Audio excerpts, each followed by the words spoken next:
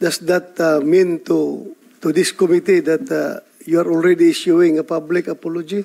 Kayo raw ay umamin na ang inyong sinabi sa Senate hearing last week ay purely rumors lang. As I have stated last Senate hearing, I considered it as rumor. It's just unfortunate, sir, na hindi pa confirmed tong mga initial information.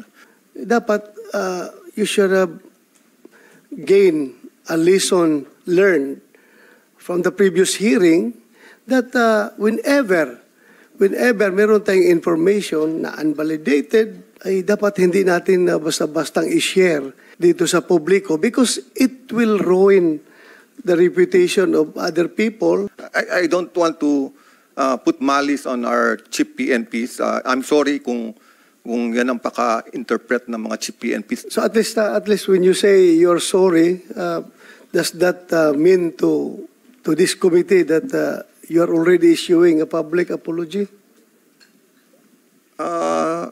Yes, Your Honor. That incident should serve a lesson to everyone na dapat, let us be careful na magpalabas na information na gano'n dahil maraming matatamaan na hindi dapat matamaan sa unverified reports.